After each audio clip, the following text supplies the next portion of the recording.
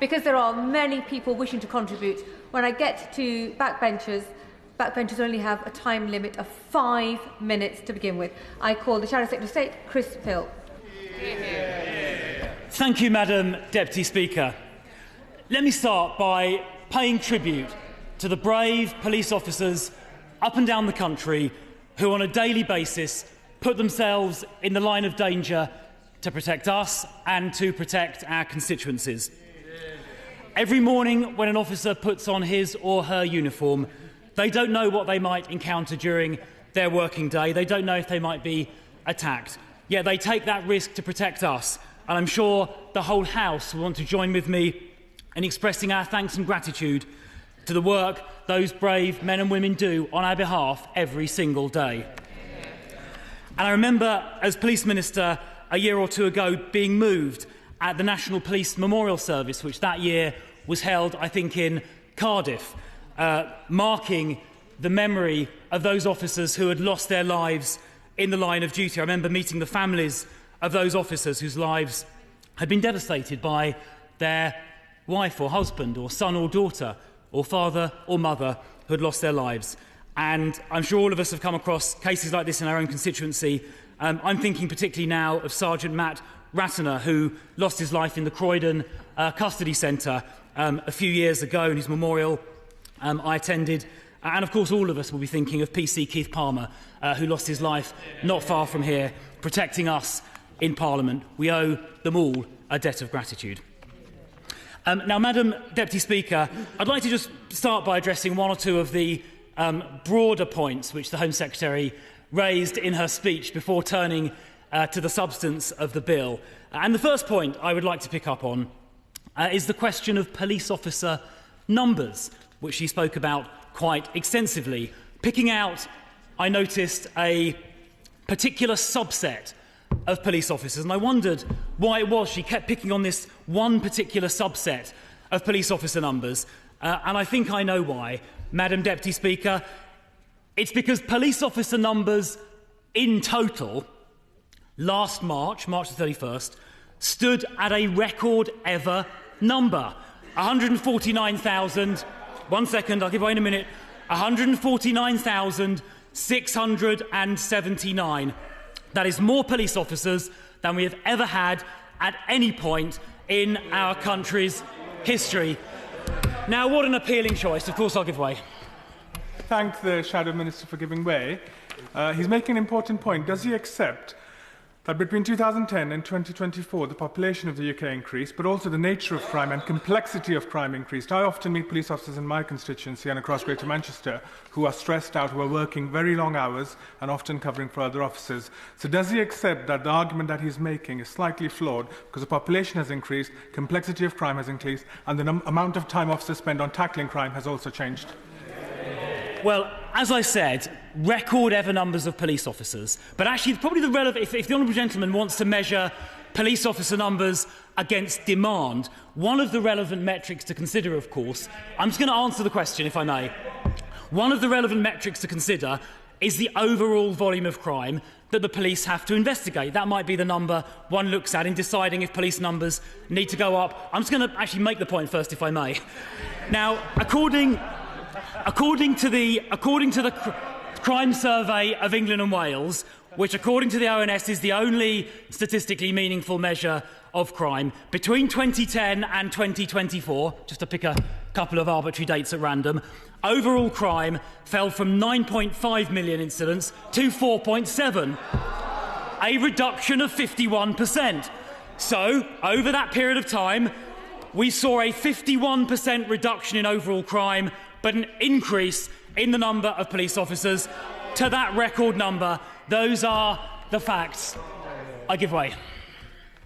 I thank the Shadow Minister for giving way. Does the Shadow Minister recognise that sexual violence went up by 300% reported crime under his government? And also, when he talks about police numbers, would he like to mention how many police officers left because of the conditions in the police force and through mental health and physical health issues?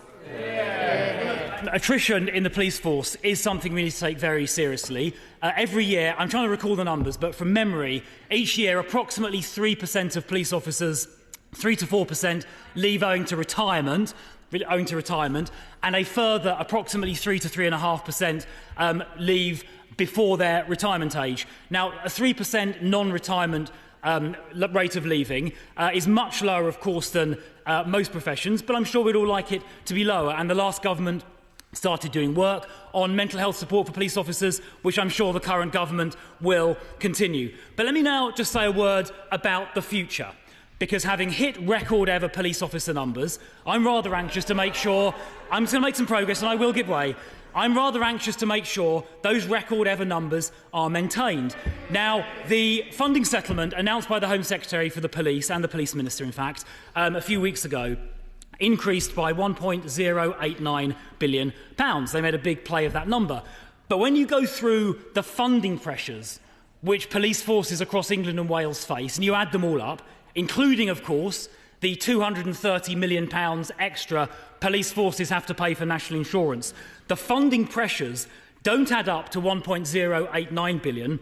They add up to £1.205 billion. The funding pressures this coming financial year, which starts in just a few weeks' time, are about £116 million more than the funding increase. There is a gap. And the consequence of that gap is that police forces across England and Wales, the 43 forces, may have to cut 1,800 officers in order to make that funding shortfall up. Now, the gentleman is showing extreme enthusiasm, which I feel should be rewarded. I thank the Shadow Home Secretary for giving way. He made play of the numbers 2010 and 2024. As a former local government councillor, I can tell him that the ward that I represented in 2010 had a full-time police officer and 2 full-time PCSOs.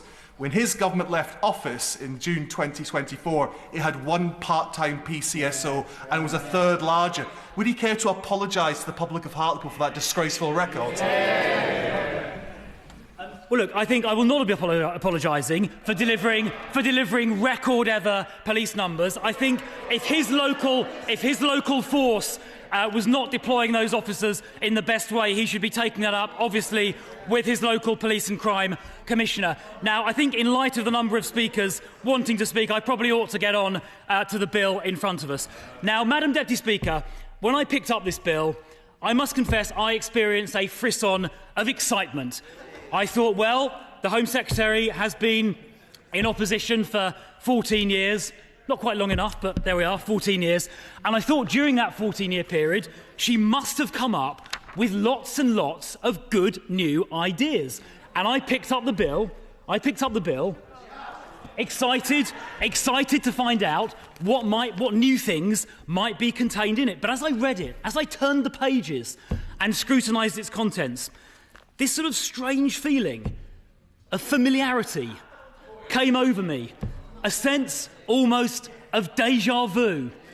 Quite a few measures in this bill I'd seen somewhere before. In the criminal justice bill, mostly, introduced by the last government. Now, in the government's press release, which they modestly issued a couple of weeks ago when this bill was introduced at first reading, the government highlighted approximately 35, in fact exactly 35 headline measures. And I went through checking those measures to see how many of them had been copied and pasted from the previous government. And the answer is about 23 of them. So this is a bill, apparently 2/3 of which has been copied and pasted from the previous government. Now, I know the Home Secretary works closely with the Chancellor of the Exchequer and views her as something of a role model, but emulating her copy and pasting maybe isn't the best thing to copy. All of these new offences, the spiking offence, for example, the intimate image offence, the duty to report, the new criminal offence of possessing a bladed article with intent, the maximum penalty for selling dangerous weapons to under 18s. These are all good measures introduced by the last government. And of course, and would by now have been legislated for, were it not for the unfortunate early general election. So I congratulate her. It was unfortunate. So I congratulate her. I congratulate her for using the Control-C, Control-V function on her Home Office computer and emulating so many of the measures in the previous bill. Happy to give way. Is he aware, he sounds increasingly like he's saying, that on the powers of the police, on the measures in this legislation, on the numbers of police officers and on resources, that voters got it wrong? And that sounds incredibly insulting to the public, and an apology would frankly be better. And is he aware that in Southwark we have fewer officers at the point of the last election, which he says came too soon? It didn't come soon enough for my electors, who still have fewer police in 25 than they had in 2010. Question of the Metropolitan Police. The Metropolitan Police as a whole does in fact have record officer numbers as well, but they could have had about an extra 1,500 officers had their Police and Crime Commissioner, Sadiq Khan, bothered recruiting them. In fact, Sadiq Khan was the only Police and Crime Commissioner in the country to miss his recruitment target. I give way.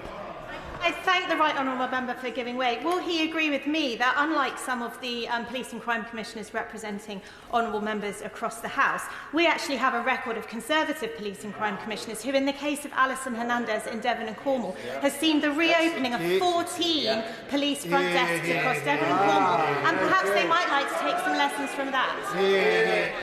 Well, she's quite right. Conservative Police and Crime Commissioners do tend to have much better track records on keeping police stations open and on delivering lower crime figures.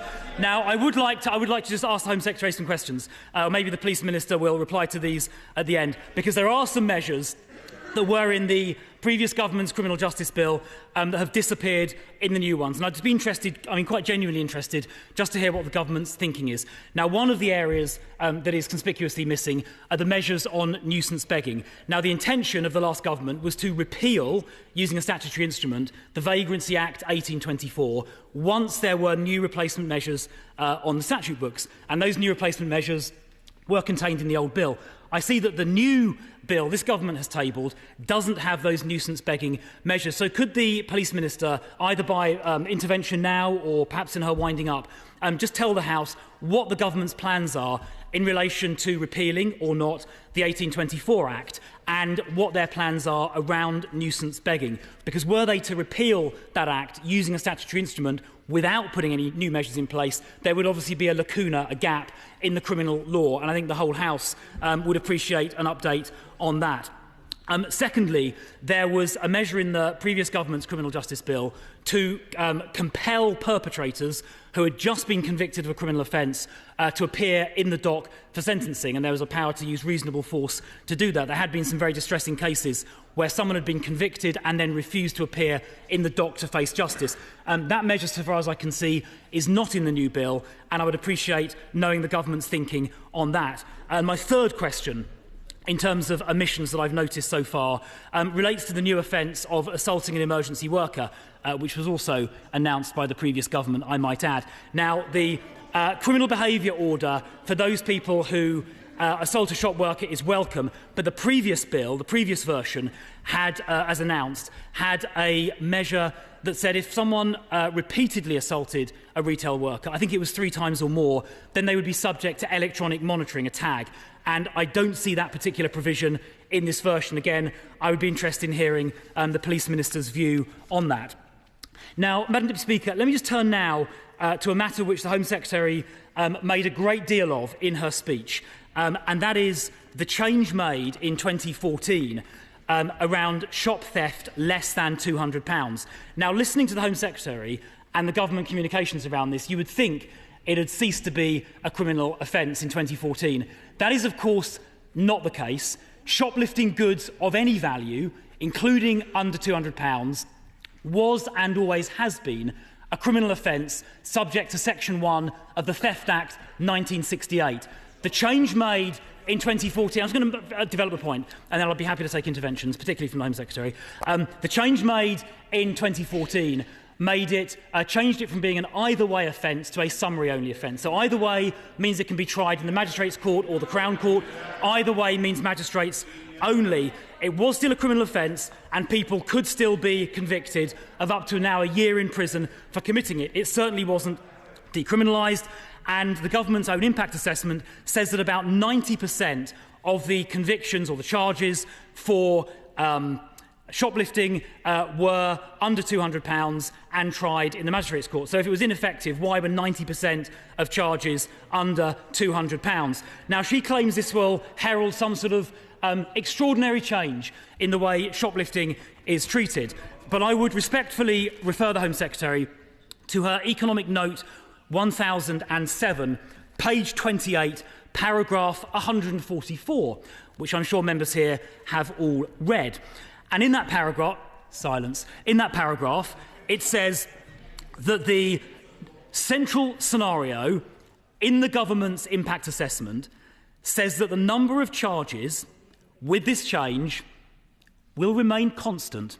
The government's own impact assessment says there will be no change in the number of charges as a result of this alteration. So when the Home Secretary points to this as some kind of silver bullet, I'm afraid to say her own impact assessment says something very, very different indeed. Now, there is actually a potentially adverse consequence of this, and this is quite a serious point, and I would just ask the Home Secretary to think about this, genuinely quite carefully, because what's going to happen when this offence is made either way rather than summary only is lots of people who are charged will elect to have a Crown Court jury trial. Now, that will have a couple of instead of a magistrates' court trial. Now, a magistrates' court trial generally gets heard for a not guilty plea in a matter of 6 or 8 weeks. It's relatively quick. A Crown Court jury trial could be a year and a half to be heard. So the first thing I would just caution is that instead of these not guilty, I'm making quite a serious point, it would just be good to think about this.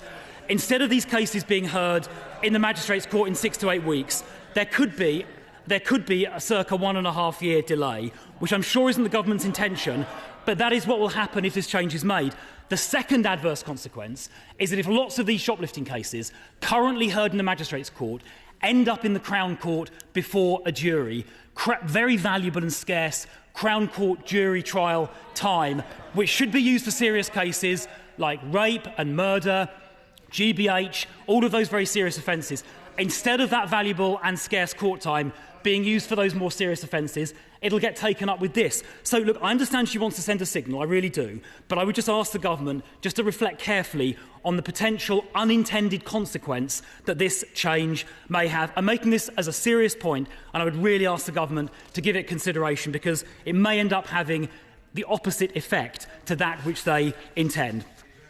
Now, Madam Deputy Speaker, there are one or two things which I would like to further just talk about that the Home Secretary raised. And the first of those is knife crime. And there are some measures in this bill designed to address knife crime, which we will support. And I'm sure all of us here would want to fight the scourge of knife crime. It's responsible for about 1/3 of all homicides. And I'm sure almost all of us will have encountered a constituency case. I'll never forget attending the funeral of 15-year-old Eliane Andam in Croydon, who was murdered on the morning of September the 27th, 2023, at 8:30 a.m. on Wellesley Road in central Croydon by a 17-year-old perpetrator with a knife. And seeing the grief her parents suffered and her little brother Kobe is something I will never forget. So I'm sure we're all going to want to fight knife crime for that reason. So in addition to the measures in this bill, which we will support, I'd be grateful if the Police Minister would confirm that the hotspot patrolling in areas where knife crime is a problem that was started in the last government will be continued and the funding will continue. I think that really could make an important difference.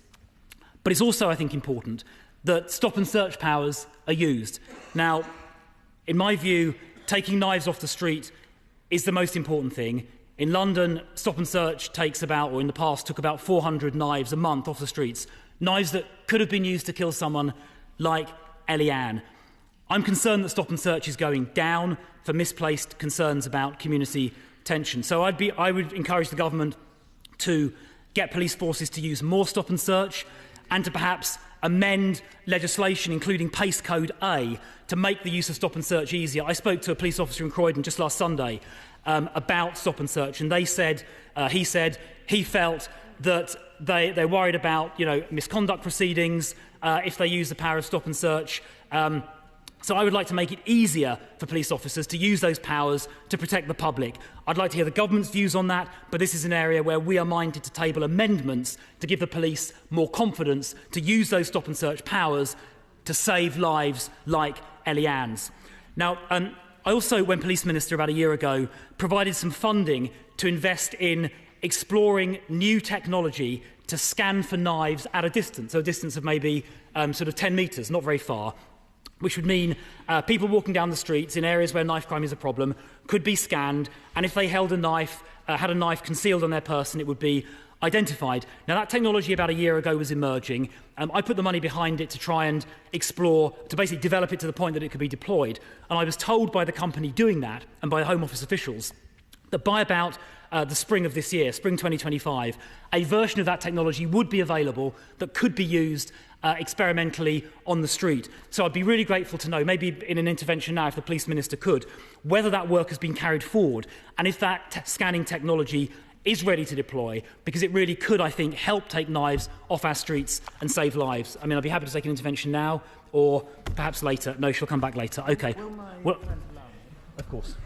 I'm very grateful to my right honourable friend. It does seem to me that the good work that the government's doing in this bill by criminalising the possession of knives with intent is going to be undermined if you have to wait for somebody actually to take out the knife and commit an attack before you can discover whether or not they've got a knife. So surely, if there's a separate offence arising from mere possession, it's particularly important, as my right honourable friend says, to take measures which will enable you to discover that someone possesses that knife before they've had a chance to do harm with it. Yes. My right honourable friend is absolutely right. If we're going to prosecute these offences and put more potential perpetrators in prison and critically protect the public, we do need to detect more knives that are being routinely carried on our city streets, and that does mean more stop and search, and it does mean the use of knife scanning technology of the kind I just described to identify those knives before they're used. My right honourable friend puts it very, very powerfully indeed. Now, Madam Deputy Speaker, other areas where the opposition may be minded to move amendments would include an amendment setting up a statutory national inquiry into rape gangs. Now, for some reason, the government have only set up local inquiries in 5 areas. Some local authorities are refusing to hold inquiries, which I think is scandalous. We know about 50 towns are affected, so having inquiries into just 5 of those towns is not good enough. I will just in a second on this point. Moreover, these local inquiries don't have the statutory powers arising under the Inquiries Act 2005 to compel witnesses to give evidence. The chairs of the local inquiry in Manchester resigned last year because even today, public authorities were covering this up. We need a national statutory inquiry, and we intend to try and amend this bill to do that if the government won't agree to one. We need to get to the truth. Local councils, local councillors, the police, the CPS were all involved to a greater or lesser extent in ignoring or even covering up these terrible offences. We need to get to the truth. Thank you very much for giving way. We as a government are taking very seriously the culture of child grooming and gangs, but in the previous role, when you were Minister in charge of crime and policy... Please be seated. I wasn't. You said you. Intervention, short and sharp. During the previous role of Minister Policy and Policing, the Honourable Member attended 352 meetings. Could you please explain why not one single one of those was on child grooming? Well, of course, as you will know, that falls into the portfolio of the Safeguarding Minister, who, during our time in office, had dozens and dozens of meetings on that topic, as she will, of course, know. I did have multiple meetings, of course, on Operation Soteria, which is designed to combat rape and serious sexual assault. Now, I think Madam Deputy Speaker is keen to move on to backbench speeches since there is so much interest in this bill. So I will just ask the Police Minister, when she winds up this debate, to update the House on the use of technology to catch perpetrators, particularly... Yes. I'd like to thank the Shadow Home Secretary for giving way. And actually, I think there's a lot in this bill which is not mentioned, which is really good, particularly around tackling violence against women and girls, some of the legislation around stalking, some of that work which was actually carried on cross-party over the last few years, whether it's increasing the age of consent from marriage from 16 to 18, whether it's tackling some of the forced marriage issues, whether it's hymenoplasty and validity testing, which I helped put through in the last Parliament. But would the would my right honourable friend just work with me perhaps on looking at how we can perhaps try and convince the government to look at introducing legislation around first cousin marriage and looking around some of those really serious issues and how we can include in this legislation some of the sexual offences which relate to that as well. Well, I thank my honourable friend, and I do support what he has proposed around first cousin marriage. The health implications of first cousin marriage are deeply, deeply alarming. I do support his proposal, and I think it is something we could look to take forward in this bill and put to a test in a vote of the House. Now, I really must conclude. My last question for the Police Minister in winding up is for an update on the use of technology to combat crime, particularly the use of retrospective facial recognition and live facial recognition, which enables the police to catch criminals who would otherwise not be caught. As she knows, it's something I support strongly, and I would gladly support her if this is work she wants to continue. So, Madam Deputy Speaker, I'm glad... I've got to finish now. I'm glad to see so many familiar clauses in this bill. We broadly support the intent of this bill, but of course what really matters is delivery. It's making sure that those record-ever police numbers are catching criminals and are increasing the conviction rate. Those police numbers and the results they deliver are the yardstick by which this government will be measured. But I look forward to scrutinising this bill as it passes through the House and putting down constructive amendments during its various stages.